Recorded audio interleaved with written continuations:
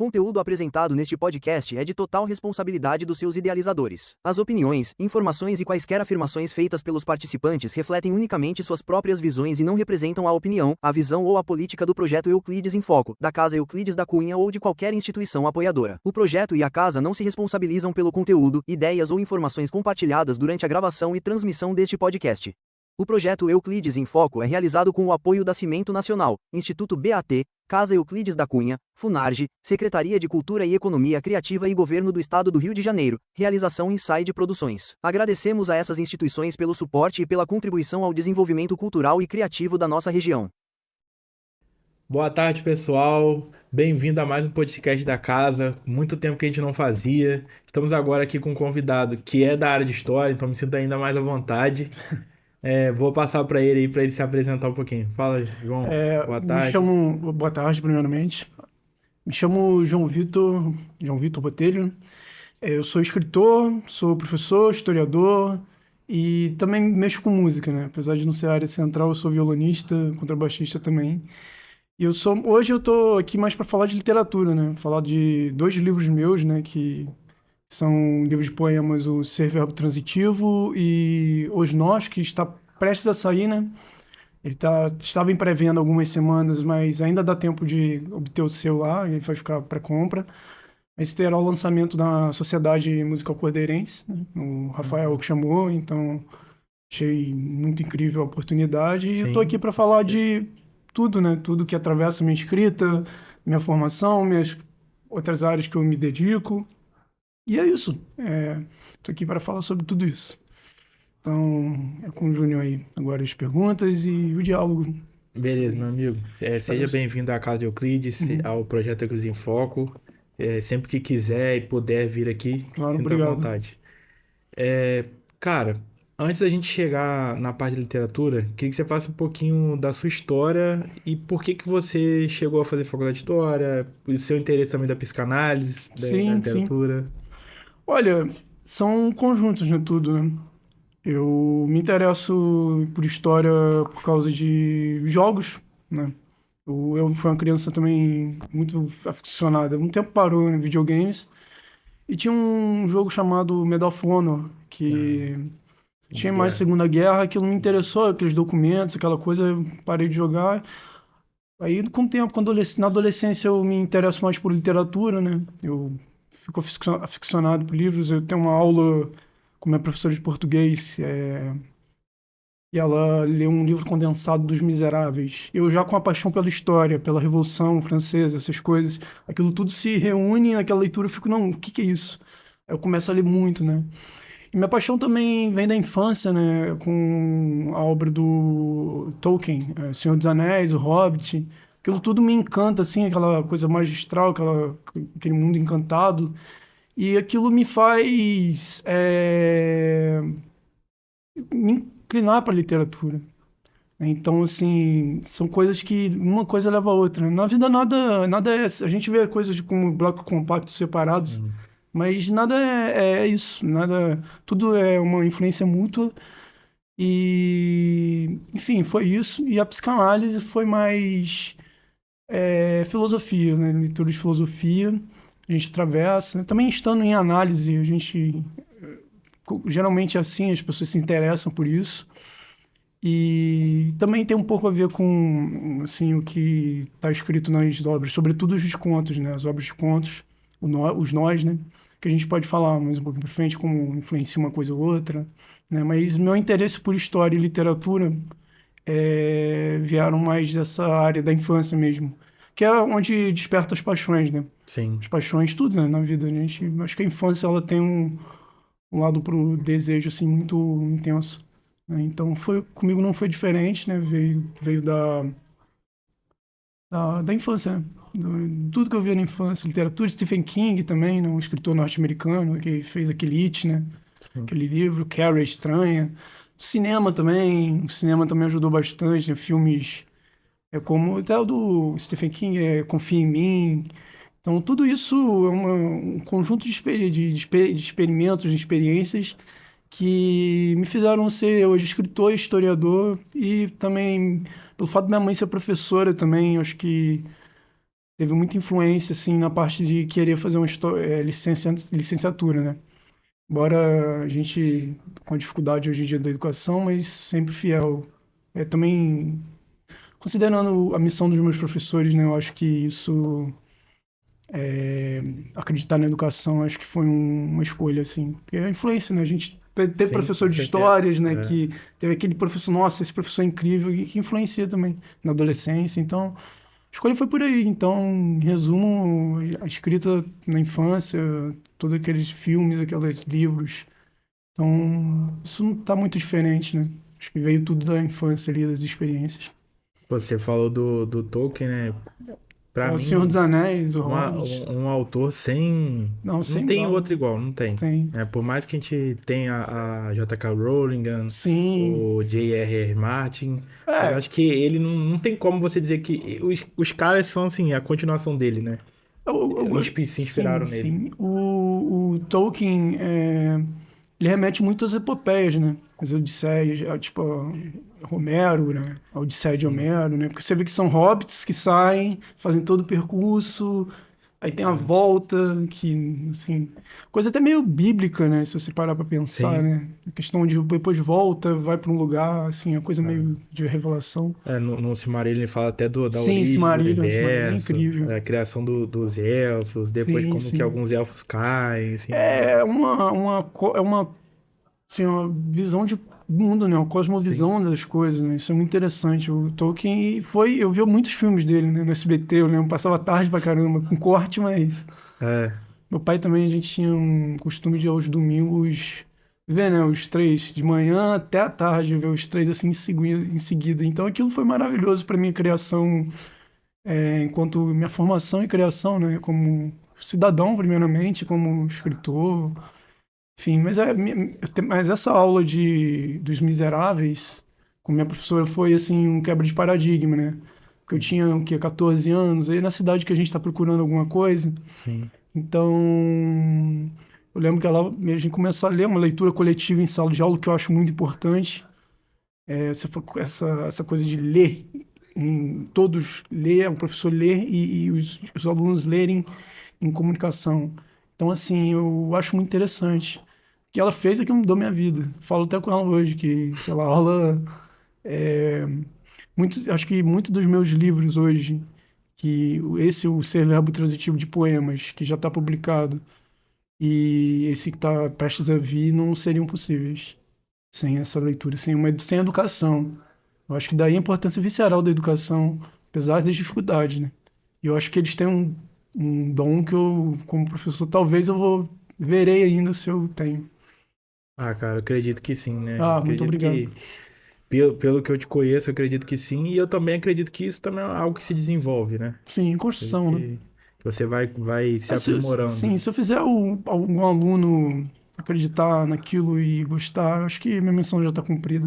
Sim, é Então, verdade. assim, como professor, ainda verei isso. Inclusive, ele se formou no C10, né? Queria deixar aí um abraço pro pessoal do C10, pro pessoal do Abraço. Centro de Memória. Posso fazer um agradecimento especial? Com certeza, O Wesley com Gonçalves também, certeza. tá? Abraço, Wesley. O Wesley me ajudou muito no Sim. CEDERJ, Wesley, excelente, tá? Então, assim, coordena o no Centro de Centro de Memória. Memória, então... Queria mandar um abraço também pro Pedro, pro pessoal do centro lá da época, Yane, Iago, todos que me acolheram lá, que eu fiz um percurso lá, Maneiro. assim, no término da faculdade e, sim, foi uma experiência muito bacana. Sim. Ah, inclusive, o primeiro podcast da casa que eu apresentei foi com a doutora Sheila. Conheço. Que- Ela e o Henrique Bon também são fenomenais. O Henrique Bon também é um amigo, muito amigo. Ele Ele é me, ele me, me deu muitas referências literárias que a gente pode falar aqui, inclusive, daqui a pouco. Então, perfeito. enfim. Então, agora eu queria saber, você falou da obra, né, da aula que rompeu ali, que foi um ponto de ruptura realmente para você entrar no mundo da literatura de vez. Sim. Mas quando que você resolveu que você ia começar a escrever e quando você começou a escrever? Como foi esse processo também? Olha, eu lembro bem um ano, porque é um ano de publicação de uma obra chamada Toda Poesia, do Paulo Leminski. Que não sei se vocês conhecem Paulo Leminski, era um poeta curitibano que construía pequenos poemas, né, que chamavam haikais, né, baseados na cultura chinesa ou japonesa, não me lembro. Então sai esse livro e eu compro ele, né. Eu era vice-presidente do Grêmio, com um amigo meu, Eric, que era o presidente. A gente faz uma viagem bienal e eu compro esse livro, toda a poesia do Paulo Leminski. A biblioteca também eu já tinha lido algumas coisas dele, mas quando eu compro e começo a ler, eu leio, tipo, é uma antologia, né, muito grande, mas com pequenos poemas. Eu começo a escrever poesia, poemas, né? E a poesia é poesia, né? Pegava o caderninho, tá ligado? Escrevia qualquer coisa, então é assim que começa geralmente, né?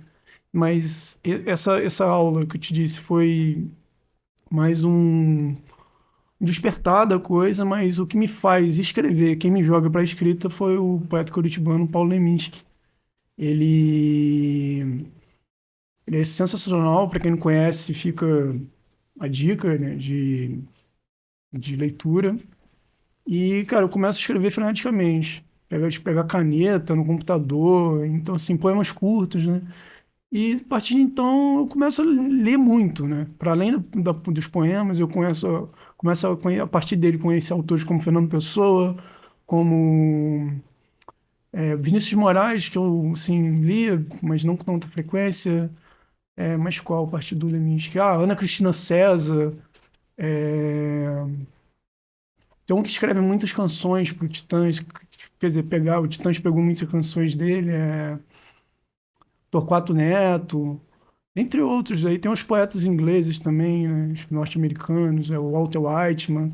Walter Whiteman que fez, não sei se você já viu um filme chamado Sociedade, outro filme também que quebrou paradigmas, é a Sociedade dos Poetas Mortos. Sim.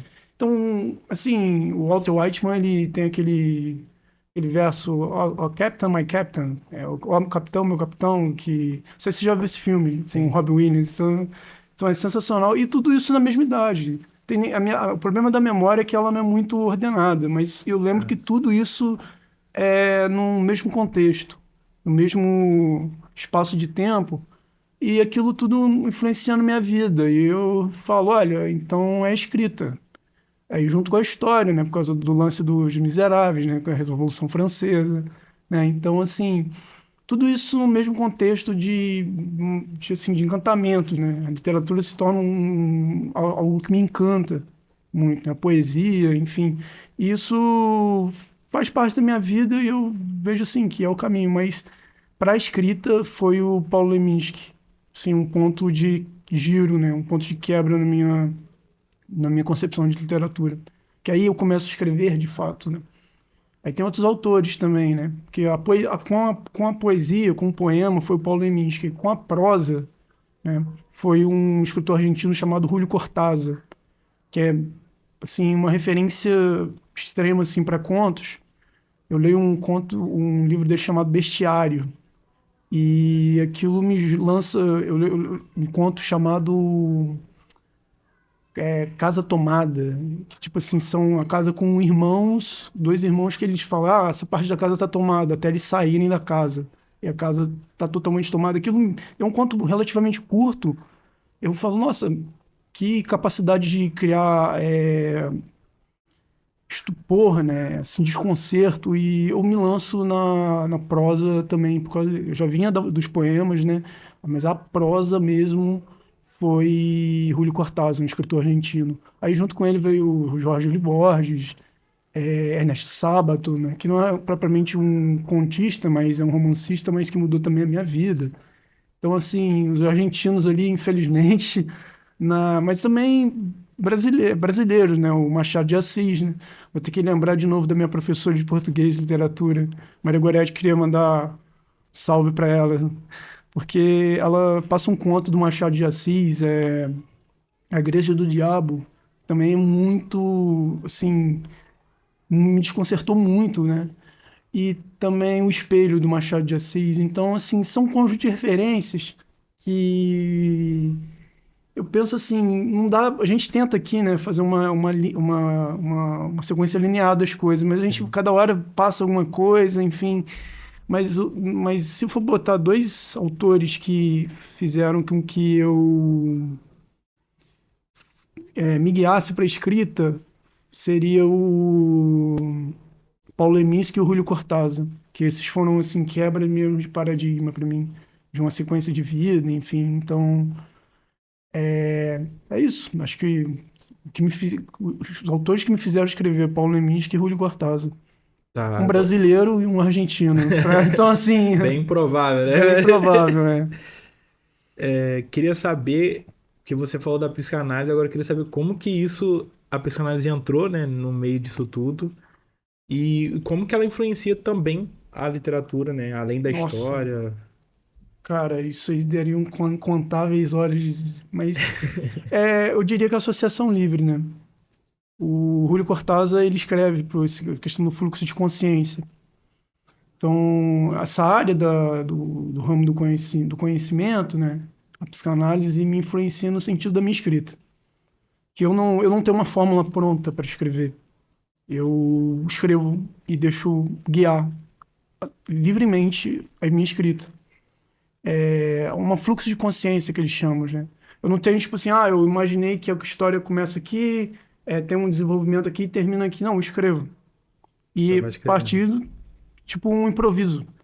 Eu acho que a psicanálise, ela entra um pouco aí e também em alguns temas que eu abordo psicológicos, né? Por exemplo, em Um Nós, tem um conto chamado As Xícaras. Você acabou de pegar uma Nem foi que combinado. não foi combinado. E, tipo assim, As Xícaras, ela reflete uma ideia de culpa, né? E sobre os conflitos que nos atravessam, né? Daí a psicanálise, ela entra muito nesse sentido. Do que eu li de psicanálise até hoje, que eu falo que eu sou um leigo, mas, assim, tenho uma formação, assim, quase sólida, né? Mas, assim, eu não sou analista, né? Analista tem que ter outro tipo de formato, assim, tá no tripé, né? Então, assim, mas as xícaras falam muito sobre culpa, né? A gente pode ir para a história também. Como a culpa, ela é algo que vem dessa questão da Igreja Católica, né? A questão da Assim. penitência. Então, As Xícaras é um conto que uma mulher que é muito metódica, totalmente metódica, ela deixa cair umas xícaras da família dela e ela começa a sofrer muito sentimento de culpa a ponto de aquilo desintegrar a realidade dela. Então, assim, As Xícaras é o primeiro conto dos Nós. Então, assim, é muito interessante. Aí a psicanálise atravessa a questão da culpa, do conflito. Então, na minha escrita, você perguntou da literatura no geral, nós temos infinitos exemplos, Clarice, Lispector, James Joyce, não conhece James Joyce? Não. James Joyce escreveu um livro chamado Ulisses, que é a volta de um cara em Dublin, 24 horas, né? A Odisseia é o cara que vai para Troia, né? O Ulisses vai para Troia e volta para casa. Ele é uma volta de 24 horas. E ele faz aquilo um fluxo de consciência ímpar, né? Que assim, sair escrevendo e inventar palavras, não falar, essa palavra está errada, é um erro. Não, aquilo é uma palavra. Então, assim, o James Joyce também reflete muito na psicanálise. Deixa eu ver quem mais. Bem, eu acho que é mais esses autores, né? O Fernando Pessoa, né? O livro do Desassossego, né? Então, essa questão do conflito, né? Um conflito que às vezes nos faz sofrer, mas também nos move, né? Nos põe em atividade no mundo, né? Então, assim, psicanálise está muito presente na literatura. Assim, eu lendo, escrevendo, também estudando história, né? Então, assim, eu acabou tendo uma eclosão de coisas ali na escrita, que são influências, né, inegáveis. Então, acho que nada em vão, né? Nada nada tá fechado, né? As coisas totalmente elas se encontram. Sim, Então, sobrepõe, né? assim, se sobrepõem. E não foi comigo, foi diferente, sabe? Essa questão está muito presente, essas influências. A história, por exemplo, nesse conto também está bem presente, num conto chamado Os Homens Pontilhados, que fala sobre como a infância num cenário de guerra. Eu remeto muito ao conflito hoje árabe-israelense, né, no Oriente Médio, que envolve outros atores também no Globo, que é como uma infância, cara, que criança imagina muito, né? Criança é imaginativa, né? Criança é criativa, né? Acho que toda criança é um artista, É, eu acredito. Bem, comigo foi assim, né? Então toda criança é um artista e como essa questão da invasão, né?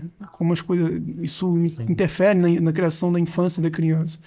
Então, Os Homens Pontilhados, ele é essa coisa do uma criança que brinca num jardim, é tipo assim, uma leitura que relembrar, é uma memória, né? Eu acho que também é um pouco disso de relembrar um trajeto traumático de infância, né? De meio a guerras, meio a conflitos. Como isso interfere na criação da criança e como isso traz marcas. Então, assim, é um conto que a princípio você vê que é uma criança que está criando, brincando solitariamente no jardim e começa a vir homens pontilhados e começam a invadir a casa. Tipo assim, começam a se apropriar, né? Estar naquele lugar. E como uma reação dos pais. Enfim, isso é muito presente. Então, assim, os homens pontilhados é muito interessante. Eu acho que, para mim, na minha visão do livro Os Nós, é o melhor conto que eu escrevi. É o meu conto favorito. Apesar das xícaras também ser um pouco desconcertante, né? Você fala um pouco da culpa, de como do martírio, né? Da penitência, que historicamente trazido pela doutrina católica, essa questão da culpa, do pecado, que eu acho que é uma má interpretação. Não é assim. Porque assim, a gente tem os textos, mas não vou entrar muito nisso aqui. É um parênteses que fica irritante, né? Não é uma coisa que tem várias visões, mas Sim. a culpa. Tanto que eu lembro que eu estava no CEDERJ e teve uma palestra com um professor que ele fala: a gente leva tanto essa questão da culpa em nós que até a palavra desculpa é sempre desculpa, né? Perdão, é desculpa, culpa. Então, assim, isso ficou muito na minha cabeça e assim, também me fez escrever esse conto, As Xícaras. Aí o que está presente os nós, mas também tem outros, cara. Tem As Águas, né? Que esse é o terceiro conto dos nós, que fala sobre amor, né? A fantasia do amor, né? Como assim, ó, tipo, é um aniversário, né? E eles falam onde está com essa pessoa e, enfim, tem um desfecho um pouco trágico, mas enfim, espero que eu não vou dar spoiler para as pessoas. Mas é interessante, cara. Essas águas fala sobre amor como fantasia, né? Às vezes o amor é algo que inebria a pessoa, né? E fala um pouco disso. E tem também os vizinhos, né? Que falam sobre o vizinho, até no interior, como na cidade pequena, né? Essas disputas, né? Um cara que percebe uma briga e aquilo tem toda uma entonação surrealista, eu diria, né? Que no final é muito cortasiano também, né? Muito influenciado pelo Cortázar, Júlio Cortázar.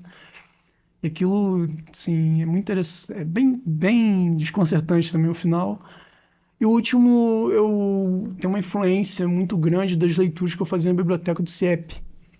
O último se chama As Pragas, que fala um pouco dessa questão dos jantares, né? Enfim, de pessoas assim mais da camada dominante da sociedade, das elites, né?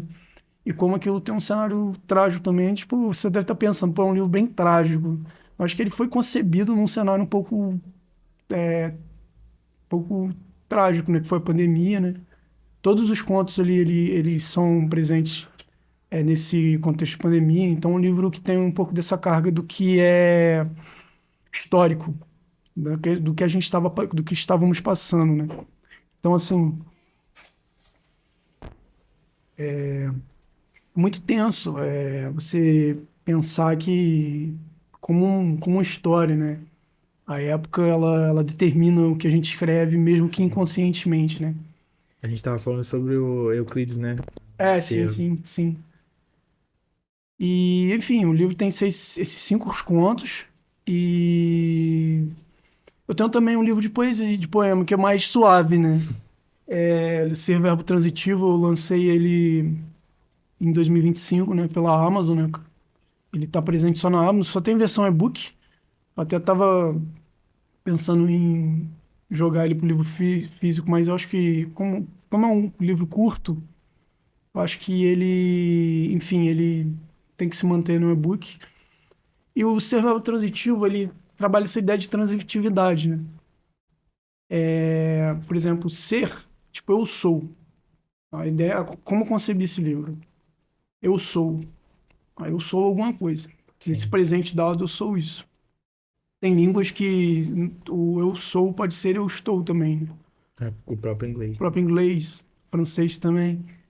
Aí eu falei, então, o ser passa ideia no dicionário, está como verbo intransitivo, né? Que não passa ideia de transitividade. Aí meio que subverti essa lógica. Então, assim, ser verbo transitivo, os poemas todos falam de transformação, de metamorfose. E que remete na filosofia. Então, assim, voltando agora à filosofia, junto com a história, né? Tem tudo a ver, né? Sim. Em transformação, remete a Heráclito. Não sei se você já estudou a questão de tipo, entrar Sim. na mesma água e voltar outra pessoa. Tipo, que as águas não são as mesmas. Sim. É Então, a assim. ideia de uma filosofia de processos, né? Que nada é e está sendo. Então, é o livro. O Ser Verbo Transitivo, tanto que começa com um epígrafe dele, do livro de fragmentos dele. E aquilo é Que ótimo. maneiro. Então, assim, eu queria ter trago, porque não deu tempo, eu queria ter trago uma poesia para ler. Mas fundamentalmente fala disso, de como nós mudamos, de como por tudo, tipo, passei por tal situação, pô, mudei. Então, assim, a gente nunca é o mesmo. Amanhã a gente já é outra pessoa. Amanhã, poxa, já desencanei, pô, me afastei daquilo que eu sou. E a gente muda. Sim. As experiências nos moldam, é um processo dialético, né, que as pessoas vão falar. Então, os Sim. poemas falam disso, dessa questão de mudar, né, de se metamorfosear, né? Eu acho que nem existe essa palavra, mas acho que Eu acho que existe, sim. existe, Acho que enfim. Me lembra um poema do Leminski, inclusive, que ele pega a palavra metamorfose e vai mudando as sílabas. E aquilo é muito interessante. Então, assim, então o Ser Verbo Transitivo está disponível na Amazon. Quem quiser adquirir esse Ser Verbo Transitivo, eu fiz um trabalho em conjunto com uma amiga minha, que é fotógrafa. O nome dela é Lua Saldanha, ela é de Fortaleza. Essas amizades que a gente faz na internet que ficam eternizadas. E, e ela fez o processo, a gente fez o processo de imagem, então, com as fotografias dela. Está disponível na Amazon para e-book, né? Só no Kindle, né? Mas você pode também baixar o aplicativo no celular e assim, ler, então, que é o aplicativo Kindle. Então, assim, tá lá, quem quiser se aventurar pelos poemas, então... Mas a poesia é uma coisa muito singular, você já parou para perceber, eu estava pensando aqui, que tudo é poesia para mim. A poesia, ela atravessa tudo, porque o ato de linguagem, para mim, a poesia, ela é a beleza pela linguagem. E a linguagem é tudo, né? sim. A linguagem é tudo, né? Por exemplo, você vai ali na rua, você vê numa parede um pichada, por exemplo. O Leminski vai falar muito disso, que é um ato de poesia. Não sei se bom ou ruim, aí já o juízo de valor já não é uma coisa que eu cominha, né? Mas a poesia é isso, a poesia é a beleza pela linguagem. Eu acho que isso atravessa tudo na minha vida, né? Desde da prosa, dos contos dos nós, até o Ser Verbo Transitivo, né? Que foi o primeiro livro de poemas que eu publiquei. Então, assim, é muito interessante essa associação da poesia, né? Acho que eu falei um pouco longo. Não, não, que isso. Eu ia até te perguntar como que o seu estado de espírito, né, o seu contexto, Sim, como que isso influencia a sua escrita? Você já falou bastante, né, até da questão da pandemia, sim. né, então eu acho que eu nem vou te perguntar novamente isso, mas Não, mas eu posso falar. né, se você quiser, Posso. então pode. Bem, eu acho que o contexto a gente vive vários contextos, né? A gente vive um contexto histórico mais amplo, a gente vive um contexto social. Sim, E eu acho que isso inevitavelmente atravessa a escrita.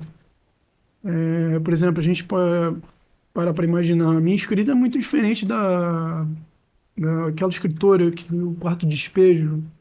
Carolina de É Jesus, um cara Maria muito, Carolina muito de Jesus. diferente. Por exemplo, é um outro contexto. Então, Sim, atravessa sempre, mesmo conscientemente, a linguagem ela se materializa ali através das experiências, desse contexto de experiências, né? Inclusive, uma coisa que...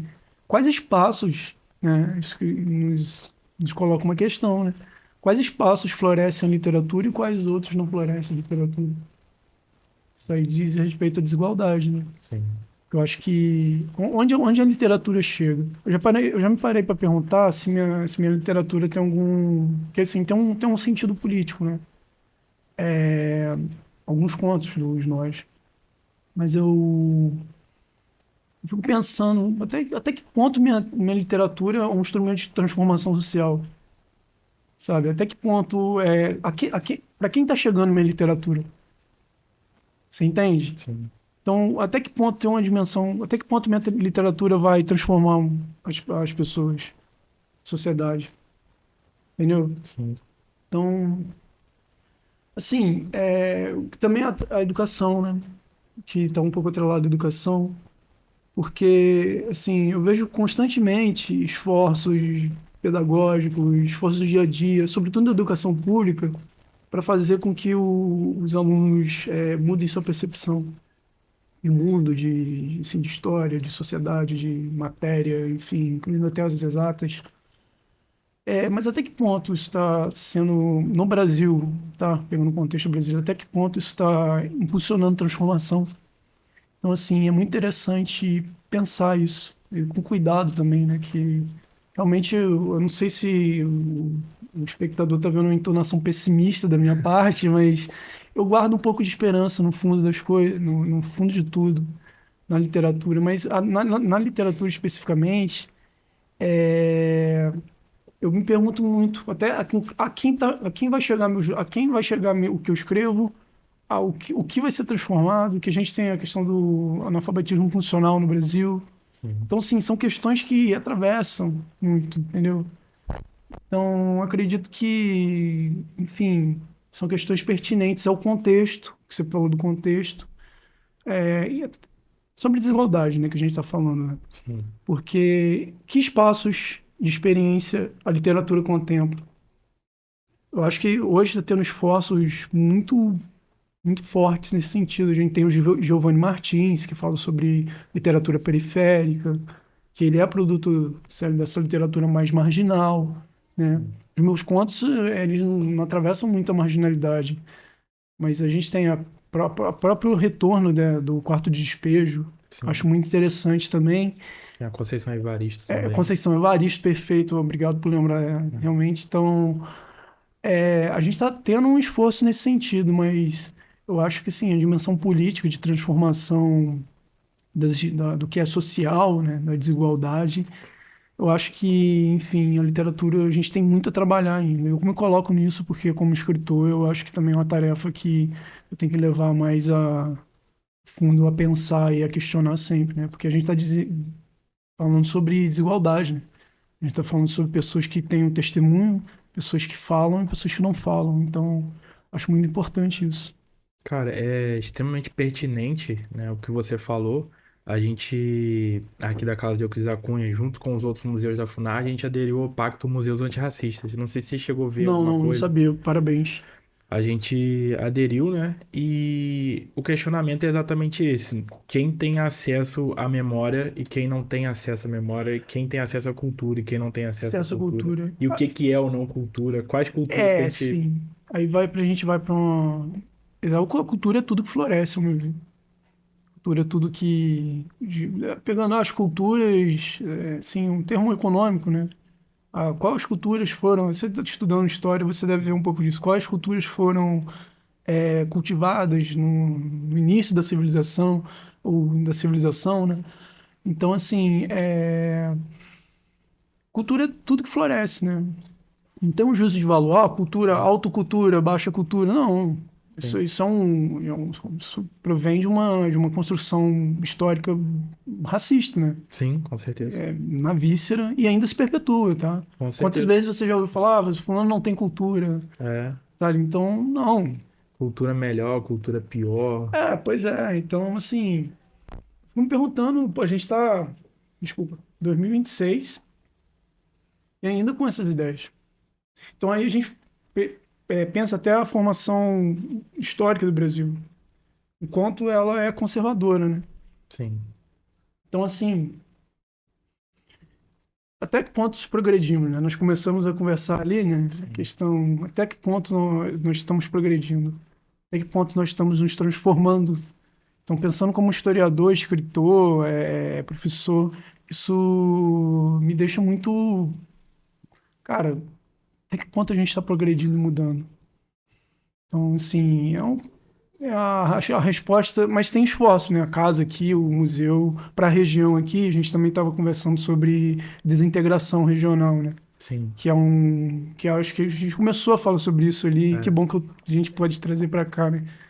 Quanto a gente está desintegrado regionalmente, né? E como isso impacta, assim, a conversação, né? Sim. Entre os nossos municípios, né? Que precisam desses espaços de cultura. É verdade. Então, assim, lá no São Sebastião do Alto, nós estamos... tem pessoas que estão construindo a Casa de Cultura Hermes Ferro, que está, assim... tá aberta, mas as pessoas estão tentando, sabe? O que falta, assim, pra gente integrar esses lugares? Então, assim, as pessoas estão tentando, sabe? Então, aqui, que bom que eu vejo aqui um espaço na minha cidade natal aqui que está em pleno funcionamento. Fiquei muito feliz de ver a coleção ali, ver tudo. Então, é muito importante isso. A gente tem uma iniciativa que ainda tá caminhando, a gente começou na Semana Nacional de Museus, e a ideia é que ela se desenrole em algo maior, que é as margens da história, né? A gente começou falando Cantagallenses à margem da história, a Aham. gente falou sobre dois que são famosos nacionalmente, Uhum. mas que são esquecidos na própria história de Cantagalo, que é a Rogéria, Sim. que é mais recente, e o Tato Tancredo, que foi homenageado por Estácio de Sá, mas não é tão lembrado aqui em Cantagalo. Isso diz respeito à própria marginalidade, né? Sim, São pessoas que, imagina, estão à margem da sociedade. sim, Então, assim, isso é para você ver como a gente retoma aqui a arte de modo geral, né? sim, A quem está sendo esses espaços de voz, de arte?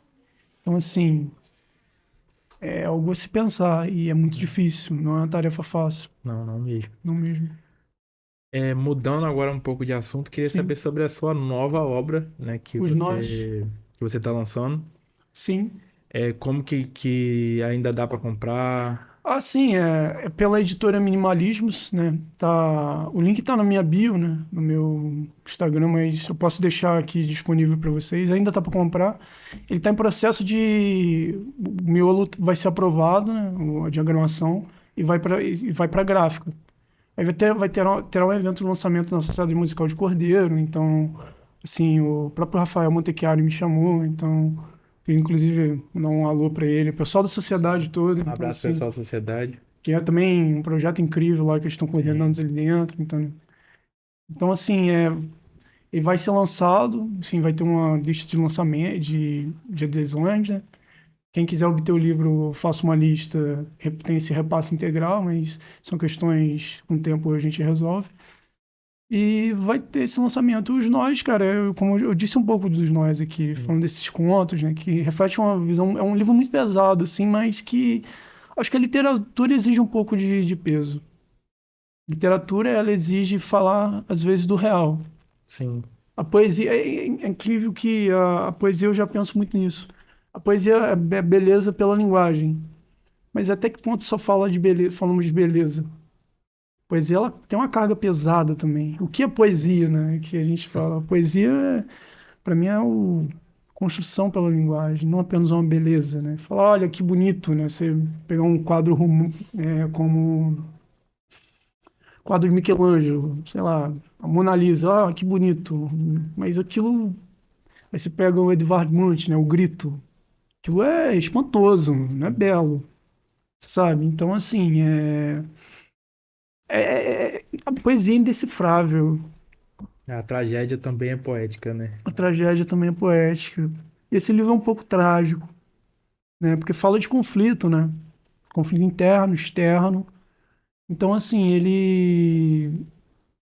Bem, a gente chegamos num terreno meio cheio de névoas, né? Mas acredito que esse livro tem um fundo poético bonito, acho que contrastando com esse fundo meio trágico, né? Mas ele é concebido num momento trágico, né? É concebido como ele atravessa, né, esse contexto histórico. A gente está passando uma pandemia, onde estamos afastados, isso atravessa a minha formação, o modo como eu me sinto no mundo, o modo como eu me vejo no mundo. Então, assim, é interessante, né? Você vê como o contexto realmente impacta. Porque depois que eu fiz a seleção dos contos, né?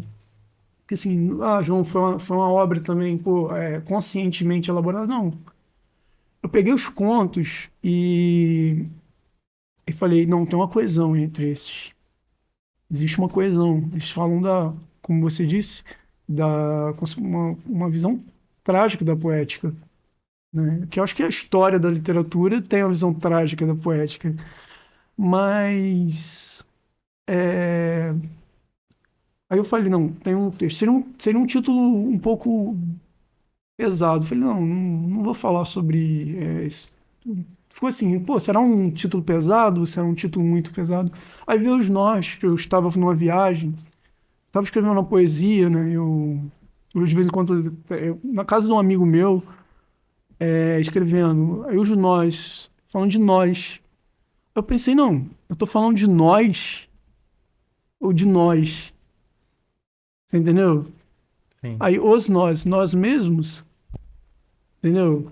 O pronome se confundiu com o substantivo. Eu falei, não, poxa, é...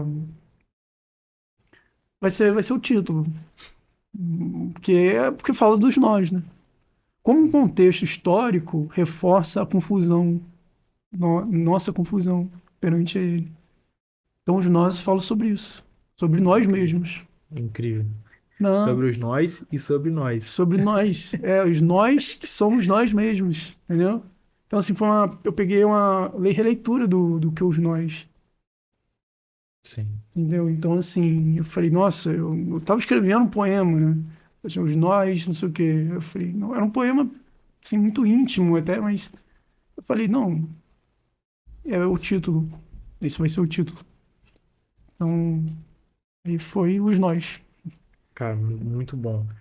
Eu vou ter que te chamar outras vezes pra gente conversar sobre vários assuntos aqui que a gente deixou Sim, as sim. pontas soltas. As pontas dos nós, né, que tem que ser importante. Porque até essa questão da linguagem mesmo, a questão da, Sim, da sim. relação da linguagem com a história. Nossa, São nossa, assuntos que a gente vai se amarrar, ficar aqui sim, conversando sim, também, e sim, sim. acredito que muita gente vai achar interessante.